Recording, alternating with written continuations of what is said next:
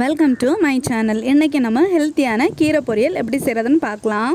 எங்களோட சேனல் அனிதாய சானிட் பக்கத்தில் ரெட் கலரில் இருக்க சப்ஸ்கிரைப் பட்டன் கிளிக் பண்ணிவிட்டு பக்கத்தில் வர பெல் பட்டன் கிளிக் பண்ணி ஆல் கொடுத்துக்கோங்க. அப்போ தான் நாங்கள் போடுற எல்லா வீடியோவுமே உடனடியாக உங்களுக்கு நோட்டிஃபிகேஷனில் வரும். கடாயை ஸ்டவ்வில் வச்சு ஸ்டவ் ஆன் பண்ணிக்கோங்க. 2 ஸ்பூன் அளவுக்கு தேங்காய் எண்ணெய் சேர்த்துக்கோங்க. 1/2 டீஸ்பூன் கடுகு சேர்த்துக்கோங்க. 1 ஸ்பூன் உளுந்து சேர்த்துக்கோங்க. துவரம் பருப்பு சேர்க்குறதுனால சேர்த்துக்கலாம். 1/4 டீஸ்பூன் ஜீரகம் சேர்த்துக்கோங்க.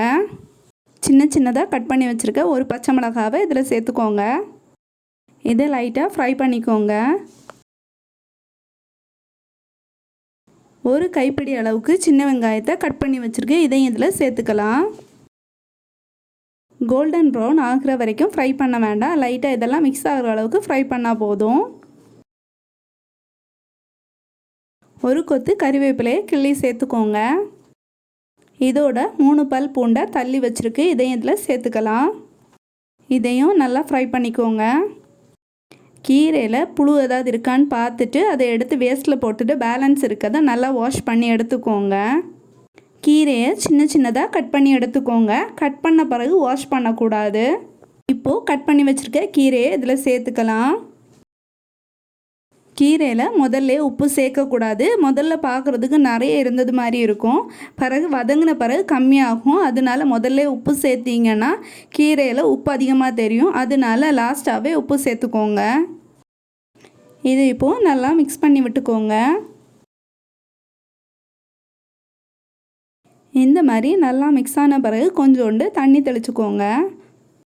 கீரை சீக்கிரமாக வேகிறதுக்காக தான் தண்ணி தெளிச்சுக்கிறோம்.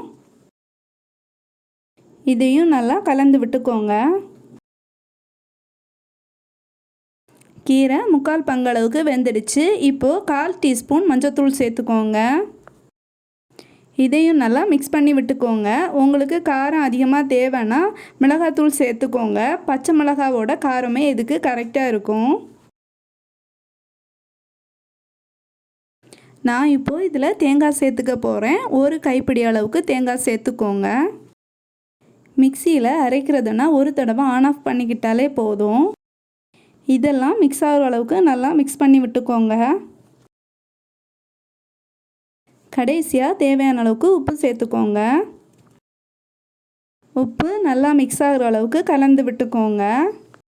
தேங்காய் ஆப்ஷனல் தான். உங்களுக்கு தேவைன்னா தேங்காய் சேர்த்துக்கிட்டால் போதும். இந்த வீடியோ உங்களுக்கு பிடிச்சிருந்துன்னா லைக் பண்ணுங்கள். உங்கள் ஃப்ரெண்ட்ஸுக்கு ஷேர் பண்ணுங்கள். கமெண்ட் பண்ணுங்கள். இது வரைக்கும் எங்கள் சேனல் சப்ஸ்கிரைப் பண்ணலைன்னா ரெட் கலரில் இருக்க சப்ஸ்கிரைப் பட்டன் கிளிக் பண்ணிவிட்டு பக்கத்தில் வர பெல் பட்டன் கிளிக் பண்ணி ஆல் கொடுத்துக்கோங்க. Thank you friends.